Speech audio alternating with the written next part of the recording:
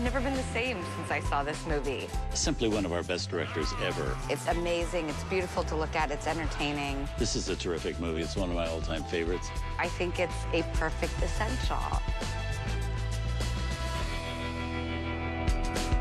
The amazing thing to me is this film, Freaks, was made by the MGM Studios. The director, Todd Browning, should have really had a bigger career after this. The cinematography in this film is really very atmospheric. I know it seems surprising, but to me, this movie is really about relationships.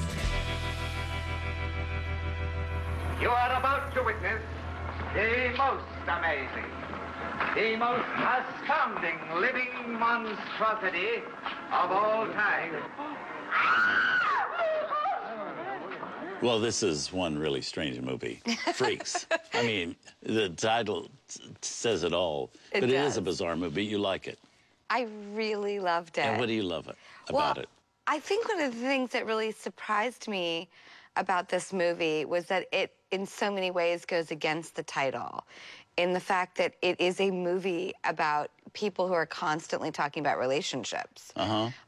You know, I want to marry him, or he's broken my heart, or, you know, this, you know, amazing sort of plotting and scheming that goes on in this movie. And, you know, ultimately, you know, these people want to take advantage, you know, of another character, but, you know, his former fiance is still in love with him, and sort of how it has a really strong story in the backdrop of this, you know, roustabout world.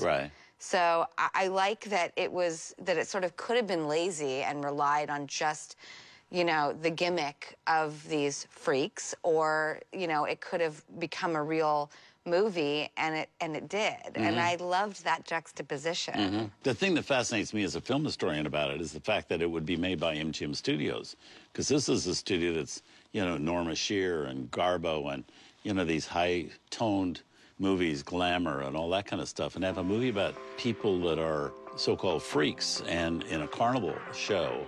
And of course, MGM later also disowned the film. They sold it off to another company for a limited time and changed the title, didn't want to have anything to do with it. But then, you know, after all, it triumphed because people started looking at it, rediscovering it, and MGM was very proud of it. It's so, like, you know, typical cliche of a cult classic that gets, you know, appreciated. Totally ignored and then fully appreciated. And then Todd Browning had this really promising career. He had done Dracula and worked with Bela Lugosi, and rumor had it that he was supposed to maybe do Arsène Lupin with my grandfather, and he turned that down to you know, continue to develop Freaks. And then after the film, it seemed like people didn't really want to work with him. Well, because it was a big disaster.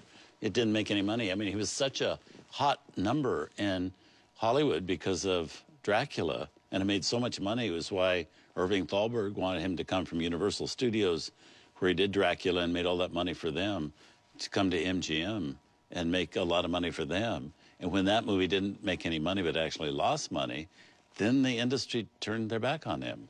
And people really, I mean, I remember, you know, when I was a kid, it was like you were kind of crazy if you hadn't seen or loved Freaks. It had made such a resurgence in, like, the 70s and 80s that I always felt kind of stupid, like I was the crazy one who hadn't seen it.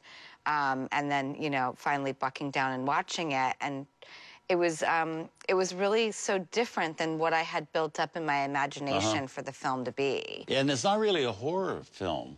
There's a horrific sequence in it, and a horrific destiny for one of the characters. But it's not really a horror film. It's about life just being lived at a different level with a different kind of people. It's great. Yes.